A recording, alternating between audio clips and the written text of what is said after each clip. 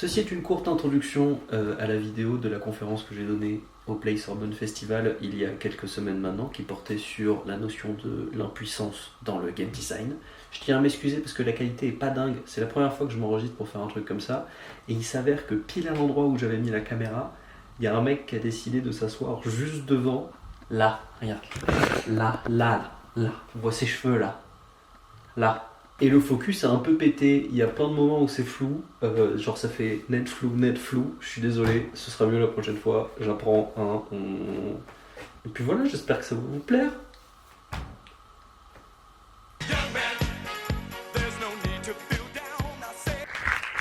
Bonjour à tous, alors merci pour la petite présentation, je vais me permettre de remettre une petite couche. Donc effectivement, je m'appelle Hippolyte Cobé, je suis développeur chez Nerial, qui est un des studios de Devolver Digital, un studio qui est notamment connu pour la série des Raids et pour le jeu qui est sorti en année qui s'appelle Card Shark, que je vous conseille très grandement. C'est pas parce que c'est mon studio, c'est parce que objectivement je pense que c'est un très bon jeu.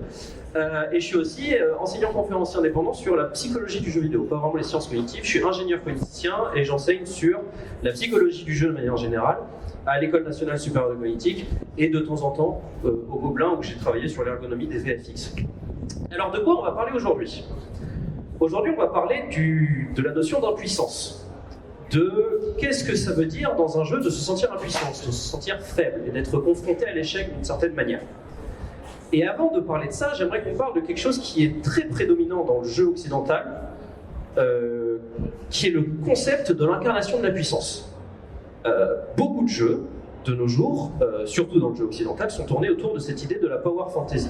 C'est cette idée que vous allez dans le jeu incarner un idéal de puissance qui va au-delà de vos propres capacités et qui va d'une certaine manière vous combler dans cette envie de représenter quelque chose de plus fort, de plus puissant, de supérieur à ce que vous êtes. Ça peut être celle d'un héros déchu qui va par-delà les challenges et les ennemis qu'il va vaincre, devenir le roi d'une contrée perdue fantaisiste. Ça peut être celle d'incarner littéralement le dieu de la guerre qui va, au milieu du panthéon nordique, massacrer des dieux les uns à la suite des autres. Ça peut être d'incarner un samouraï au Japon pendant une invasion d'une autre nation qui va essayer de se défendre et tout seul face à une armée de vaincre l'envahisseur. Ça peut être celle d'incarner une pièce de pain dans une cuisine qui est remplie d'objets qui ne sont pas animés mais qui est capable de faire du skateboard. Ou ça peut être celle d'incarner un héros démoniaque qui a littéralement reçu la puissance d'un dieu, ou encore celle d'une personne qui est capable de défier la mort avec des implants cybernétiques, ou alors de super-héros, plusieurs, des dizaines, je ne sais rien, dans une ville qui est envahie par nombre et nombre d'ennemis, tout aussi plus forts les uns que les autres. Et moi j'aimerais qu'on aille à contre-courant de ça. Réfléchir à comment est-ce que dans un jeu on peut quand même vivre une expérience intéressante à un moment où on ne représente pas cet idéal de puissance.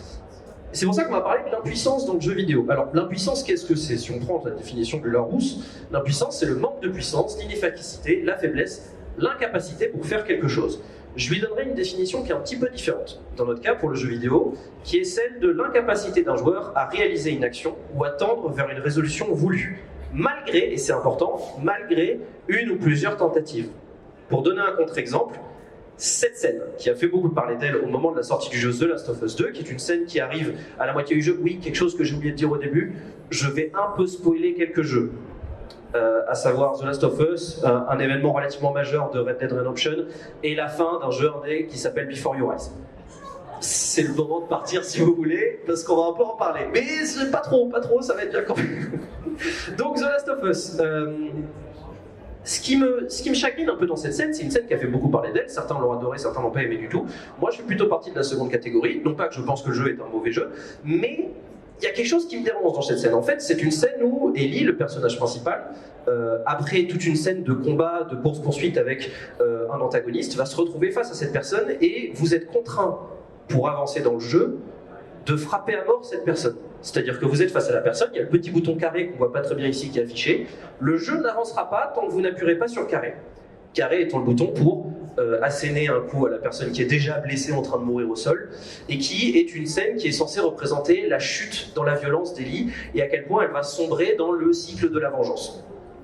C'est une scène qui est super intéressante. Mais le problème que j'ai avec cette scène, c'est qu'on ne donne pas la possibilité aux joueurs de tenter de faire autre chose que l'action présentée. Et je trouve ça dommage parce que le sentiment d'impuissance qu'on a vis-à-vis d'Ellie qui va tomber dans ce moment terrible et dans cette violence qui est absolument dévastatrice, on ne laisse pas la possibilité aux joueurs d'essayer d'aller à l'encontre de ça un minimum. Ça peut être une évolution créative, mais dans cette idée de représenter une impuissance vis-à-vis de nos émotions, je trouve que ça marche pas très bien. Ce qui fait qu'il y a beaucoup de gens qui l'ont un peu reçu comme ça. C'est-à-dire qu'on leur a dit bah, tu tapes le méchant. Bah non, je peux pas. Bah tu peux pas tant que tu l'as pas fait. Et ensuite tu le fais et puis ils disent ah tu sais t'es merde. Bah oui, bah non, ça marche pas comme ça. On en reviendra peut-être un peu plus tard. Maintenant, comment est-ce que l'impuissance elle peut être intéressante dans le jeu? Plusieurs manières. La première, ça peut être dans l'action, dans la prise d'action. Exemple, dans le jeu on a parlé d'Elden Ring tout à l'heure, un autre jeu du même studio From Software qui s'appelle Sekiro, vous incarnez un samouraï qui a perdu un bras et vous allez perdre ce bras face à cette personne qui s'appelle Genichiro, c'est un des premiers boss du jeu sur lequel vous allez tomber, donc on vous met face à cet autre samouraï, cet autre guerrier, et il va, pour ainsi dire, vous péter la gueule, et puis vous couper un bras. Vous ne pouvez pas gagner ce combat, même si vous arrivez à baisser toute la vie du boss, il va quand même dans une cinématique après coup se relever et vous couper le bras. À ce moment-là, on comprend que c'est un ennemi dur et qu'on est complètement impuissant face à la puissance de ce personnage. Mais plus tard dans le jeu, on va... Oh, petite erreur dans mes diapos, excusez-moi. On va retomber face à ce personnage, à 2 reprises même. Et la fois où on va le revoir, on va réussir à combattre, on va réussir à le vaincre, et même la 3e fois encore plus facilement parce qu'on aura appris les patterns, la 2e fois on l'aura vu, et cette impuissance qu'on avait au début au moment où on a rencontré ce personnage, elle va disparaître pour laisser place à un sentiment d'accomplissement, de gratitude, de gratification au moment où on va réussir à battre enfin ce personnage qui est amplifié par ce sentiment d'impuissance qu'on a eu la première fois qu'on est tombé sur ce personnage. Autre exemple avec Ghost of Tsushima. La première scène de Ghost of Tsushima, le jeu raconte l'invasion d'une île qui s'appelle Tsushima, qui est au large du Japon, par l'armée mongole. Et la première scène du jeu, ça va être une scène durant laquelle les 80 samouraïs de l'île, il me semble qu'ils sont 80, vont essayer de repousser l'invasion mongole. Dans une attaque un petit peu suicidaire, parce que les Mongols ils sont des milliers et des milliers, ils ne sont que simples 80 samouraïs, certes très entraînés, mais ils n'ont absolument aucune chance. Et cette première scène du jeu, elle est poignante parce que vous vous rendez compte d'à quel point vous ne valez rien face à l'armée en face de vous, vous êtes complètement impuissant face à cette invasion, et vous ne pourrez pas la repousser. Ce qui fait qu'à la fin du jeu, quand vous arrivez enfin à combattre cette invasion et à repousser l'envahisseur, le sentiment d'accomplissement qui en retiré, il est d'autant plus fort parce que vous avez compris, et c'est tout le propos du jeu, à quel point votre simple puissance de frappe ne pourra rien contre l'armée mongole. Là, ici, on a vraiment cette impuissance qui est vue. Je ne sais pas si je cache un peu là, je vais peut-être me décaler.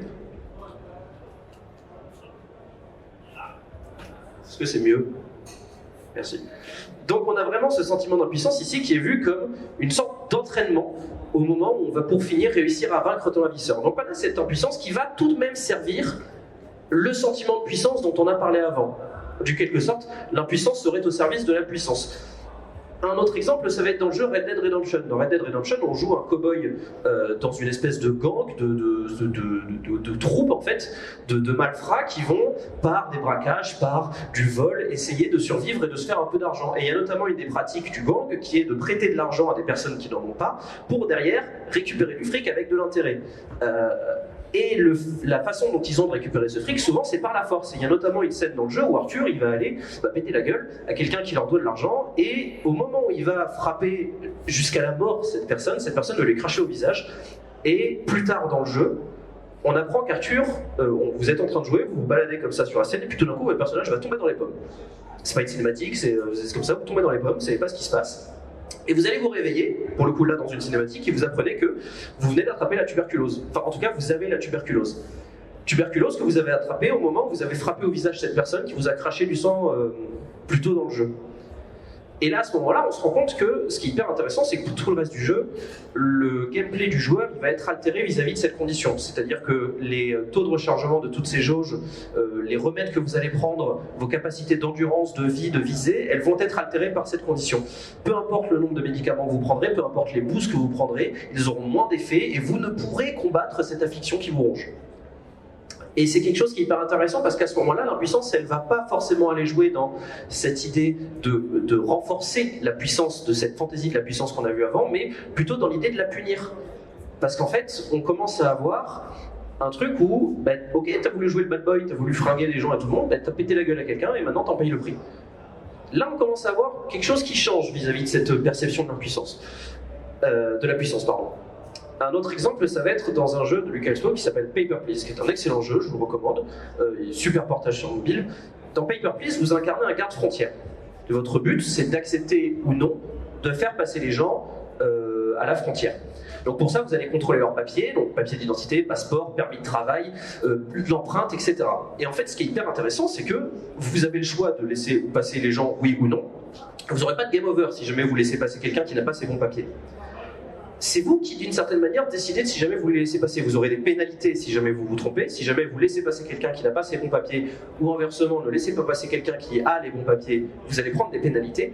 Et c'est à vous, à ce moment-là, de décider de est-ce que oui ou non, vous allez jouer le jeu du gouvernement totalitaire qui vous engage et qui vous force à rester, enfin pas qui vous force, mais qui vous fait travailler à ce poste de frontière, ou est-ce que vous allez jouer le jeu de l'humanité et essayer de faire passer les gens qui le méritent? C'est-à-dire qu'à un moment, vous allez aller voir quelqu'un qui est en règle, qui va venir, qui va dire bonjour, je suis hyper content de venir voir Oscar, etc. Et vous le laissez passer parce qu'il a ses bons papiers, et il va vous dire il y a ma femme juste derrière, j'espère qu'elle va passer aussi. Sauf qu'elle, elle n'a pas ses papiers.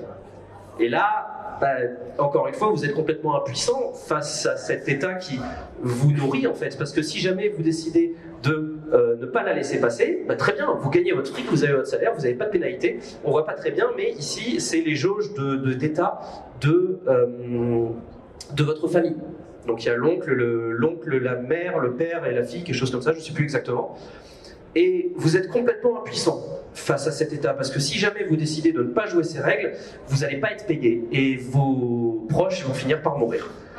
Et là, dans ce jeu, ce qui est absolument terrible, c'est qu'on se rend compte de les vies qu'on est en train de massacrer, de perdre au moment où on ne laisse pas passer certaines personnes et qu'on déchire des familles et qu'on envoie à la mort certaines personnes, ou qu'alors on laisse passer des gens qui sont des gens qui font du trafic d'humains.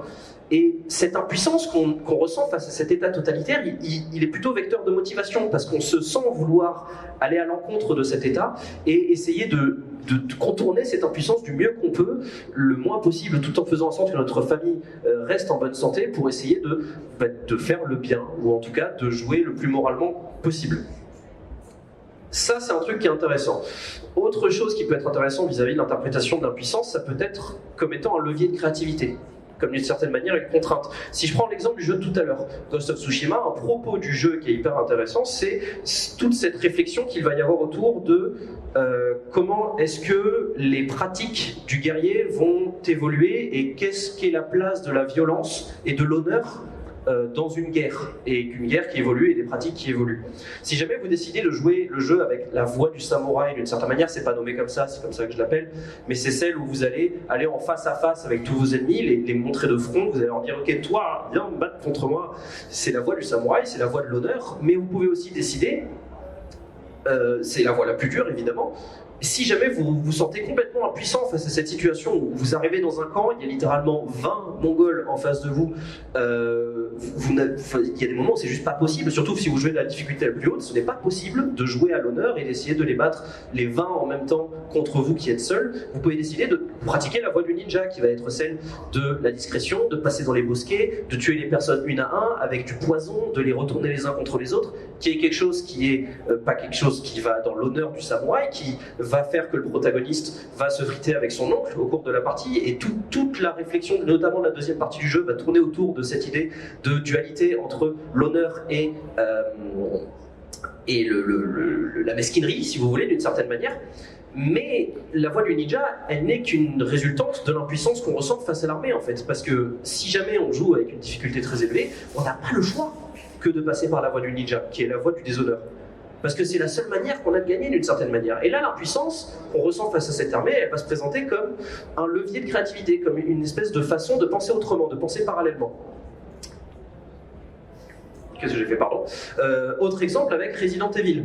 Resident Evil, c'est un jeu de zombies, donc, enfin pas que, mais c'est un jeu d'action-aventure avec des zombies, et notamment la règle qu'on vous explique dès le début, elle est très simple, c'est zombie plus pistolet égale, c'est bon, c'est gagné.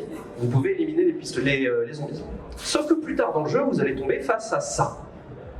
Et ça, il s'appelle Mr. X. Mr. X, c'est un zombie qui ne peut pas être éliminé. C'est-à-dire que vous avez beau lui tirer dessus, ça ne marchera pas, ça ne fonctionnera pas. Et là, c'est hyper intéressant parce qu'en fait, la puissance que vous ressentez face à Mister X, vous n'y pouvez rien, elle est là, elle existe. Et donc, ce que vous allez faire pour essayer de contrecarrer ça, c'est de jouer autrement. Toute la séquence de jeu où vous allez être avec Mister X, plutôt que de devenir un shoot 'em up où vous allez tirer sur tous les zombies que vous croisez, vous allez devoir penser ça comme limite un jeu de puzzle. Savoir dans quel couloir vous allez passer, savoir comment est-ce que vous allez écouter les pas de Monsieur X, comment est-ce que vous allez réfléchir, économiser vos munitions, soigner, enfin pas soigner, mais enlever tous les zombies des couloirs dans lesquels vous allez progresser, parce que vous savez que si jamais vous allez devoir repasser par là avec Mister X au pass, c'est foutu pour vous. Donc là, l'impuissance qui émane de cette situation avec ce personnage, elle vous permet de jouer autrement et d'aborder le jeu d'une autre manière. Donc là, l'impuissance, elle est vue comme une contrainte créative, d'une certaine manière. Mais tout ça, ça va encore, d'une certaine manière, autour de cette idée de puissance. Et moi, je vous ai dit, j'aimerais qu'on s'en débarrasse de ça. C'est pour ça que j'aimerais, pour cette dernière partie, pour moi, la plus importante, c'est celle de l'impuissance comme message. La première, ça peut être l'idée d'impuissance dans l'appartenance à un écosystème. Un jeu qui retranscrit très bien ça, c'est dans Monster Hunter. Vous êtes qu'une petite chose dans ce monde qui est rempli de bêtes absolument titanesques, toutes plus grandes les unes que les autres. Et certes, vous finissez toutes par les éliminer à la fin, mais il y a une séquence du jeu en particulier que je trouve intéressante. C'est celle des turf wars, batailles de territoire, qui en gros sont des moments où les monstres que vous êtes éliminés, parce qu'il y a plusieurs monstres en même temps qui peuvent se balader sur un terrain, pas seulement la bête que vous êtes en train de chasser, qui vont se taper l'un sur l'autre. Et ça donne des séquences où vous ne pouvez rien faire. Là, il lui arrache la corne, puis il mange la corne, et ensuite, voilà, bon. À ce moment-là, vous vous rendez compte que là, il attrape le Rathalos. Voilà. Voilà. Puis ensuite, il lui monte sur la tronche. Et en fait, ce qui est intéressant à ce moment-là, c'est que, imaginez-vous là,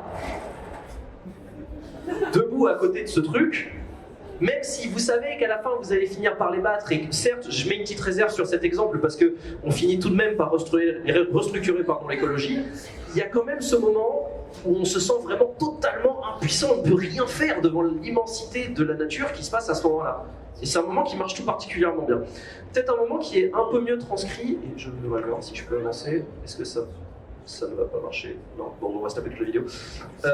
Dans un jeu qui s'appelle Planet of Lana, qui est un très beau jeu, qui, en termes de game design, peut avoir ses limites, mais visuellement qui est absolument fabuleux. Et il y a une scène en particulier que je trouve très intéressante dans cette idée de représenter une fourmi dans un écosystème et cette impuissance totale vis-à-vis de la nature. C'est cette scène. En fait, vous incarnez un petit personnage qui est accompagné d'une espèce de petite créature, on ne sait pas vraiment ce que c'est, et votre but, ça va être de retrouver votre frère, sœur, ami, on ne sait pas vraiment exactement. Et donc pour ça, vous allez vous balader dans certains endroits, découvrir le monde autour de vous, et il y a notamment cette scène où, au moment où vous vous déplacez sur l'eau, la caméra va petit à petit dézoomer, doucement. On y arrive. Voilà.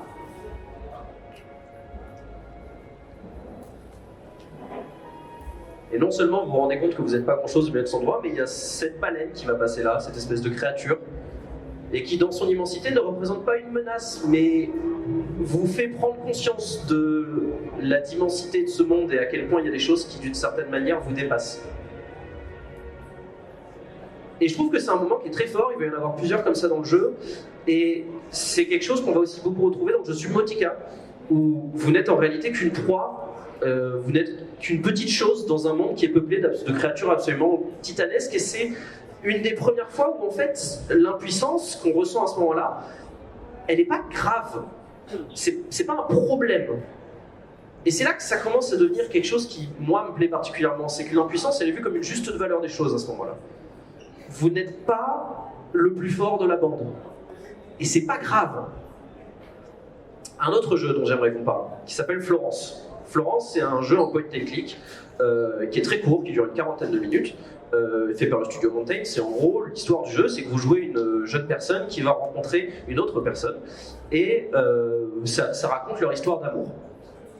Et donc en fait ce qui est intéressant, c'est qu'il y a plusieurs phases de mini-jeux qui vont vous faire convoyer certaines émotions au cours du jeu, notamment une avec des puzzles. En gros, l'idée, c'est que vous êtes en train de parler avec la personne en question, qui s'appelle Chris, il me semble, mais je suis pas sûr de moi. Vous devez compléter les puzzles. Et au moment où vous complétez les puzzles, ça va former une bulle de dialogue. Il n'y a pas de texte, mais juste en gros, ça montre, c'est une espèce de mini-jeu pour vous faire comprendre que vous parlez à quelqu'un. C'est comme ça que vous construisez votre dialogue. Là, le puzzle est très simple, mais au bout d'un moment, quand la relation devient un peu plus compliquée entre les deux, le puzzle va être de plus en plus dur, de plus en plus compliqué entre les deux personnes. Et puis plus tard, au moment où ces deux personnes vont s'engueuler, le puzzle, ça va être une course de puzzle. C'est-à-dire que si jamais vous finissez pas votre puzzle avant votre partenaire, c'est lui qui va prendre le dessus sur le débat et qui va prendre le dessus sur la conversation. Et ce truc de puzzle, donc là on comprend la mécanique qui est autour du puzzle, et puis un peu plus tard dans le jeu, après une engueulade, les deux personnages, il va y avoir encore une fois ce puzzle que vous devez compléter pour avancer dans l'histoire. Et là vous vous rendez compte d'un truc, c'est qu'au moment où vous essayez de mettre les pièces ensemble, vous vous rendez compte qu'elles ne vont pas ensemble. Peu importe ce que vous faites, vous ne pourrez pas faire en sorte que les pièces se complètent les unes avec les autres. Et là c'est terrible parce qu'on est dans une situation, on essaye de le faire, mais on est complètement impuissant face à la situation et on ne peut pas faire en sorte que les deux personnages se remettent ensemble, se rabibochent. Et encore une fois, dans Florence, c'est pas vu comme un problème parce que bon, la relation s'arrête bien, mais les personnages partent chacun dans leur vie et le jeu finit sur une très belle note. Et ce qu'elle raconte juste, c'est que cette impuissance qu'on a vis-à-vis de cette situation, on ne peut rien, c'est comme ça, c'est la vie, mais c'est pas grave. Et encore une fois, l'impuissance n'est pas vue comme une fatalité à ce moment-là. Le dernier exemple que j'aimerais vous donner, c'est celui de Before Your Eyes. Before Your Eyes, c'est un jeu très particulier qui est un jeu où vous jouez, je suis désolé, vous jouez en clignant des yeux. C'est-à-dire qu'en fait, votre caméra vous regarde, vous pointez avec la souris un peu partout dans l'écran, et si jamais vous clignez des yeux, le temps avance. Je m'explique. Vous êtes avec ce personnage, qui est une sorte de chat, qui en gros vous explique que vous êtes décédé et que vous êtes en route pour aller rencontrer le juge suprême, qui va décider de si oui ou non vous allez aller dans l'endroit où c'est tout joli, ou si vous allez sombrer là où c'est tout pourri. Cette personne, elle vous dit, bah, écoute, tu vas me raconter ton histoire pour que moi, derrière, je puisse la raconter au juge suprême. Et qui va décider de si oui ou non vous devez aller là où c'est tout joli et pas là où c'est tout pourri.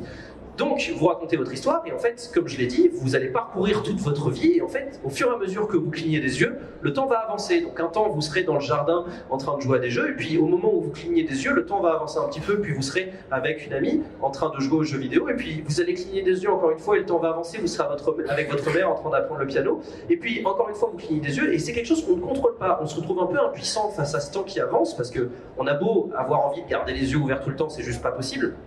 Et donc le temps avance inexorablement, et puis on se rend compte qu'on passe en école d'art et on devient peintre, puis on devient un peintre à succès, et puis là, on apprend qu'en fait, non. Parce que le chat du début nous dit, écoute, t'es bien mignon avec ton histoire, mais il y a quelque chose qui me tracasse.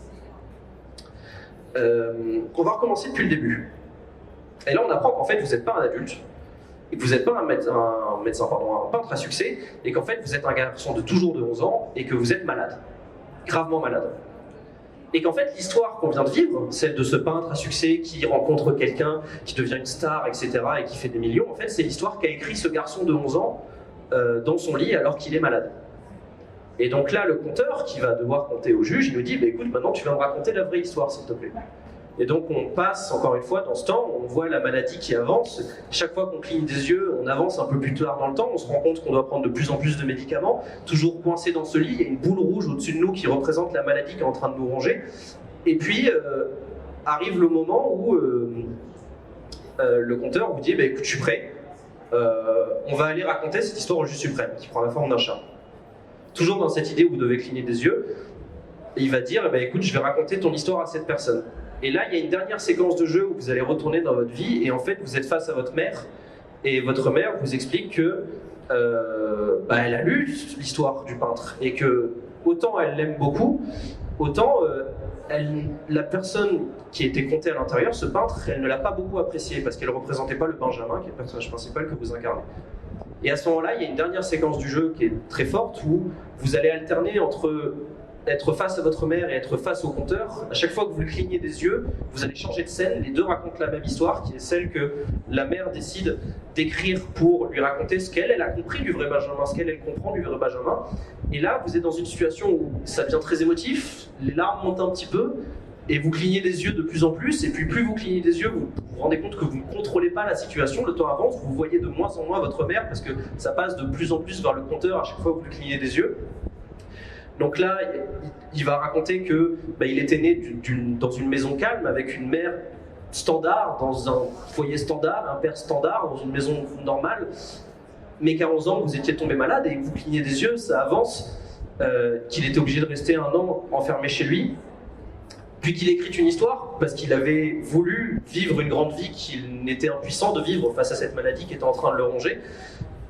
Sauf qu'il ne se rendait pas compte, là vous clignez des yeux, encore une fois, vous passez à votre mère, puis vous passez au compteur, vous aimeriez rester plus longtemps avec votre mère parce que de toute façon c'est elle qui raconte le mieux, et en plus de ça, le contexte est plus sympa, la musique est plus jolie, etc. Mais vous vous rendez compte que vous ne pouvez pas, et puis vous vous rendez compte qu'en fait, le personnage il est terrible parce qu'il ne s'est pas rendu compte de la belle vie qu'il avait déjà, et qu'il avait déjà donné énormément de bonheur dans la vie qu'il avait eue, dans les 11 ans d'existence qu'il avait eue. Et que même s'il était malade, il avait donné énormément de bonheur et d'espoir à ses parents.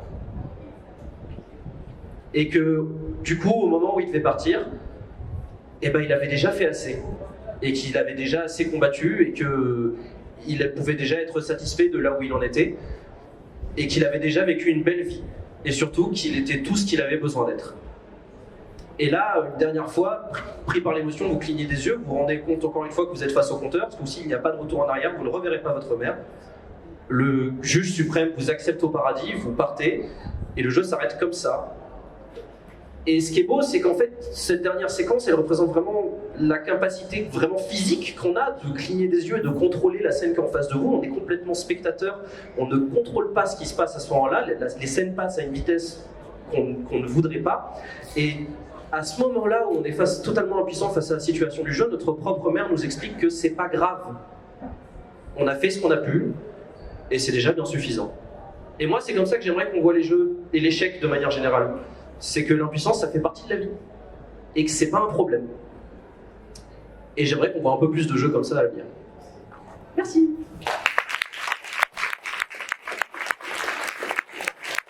Voilà.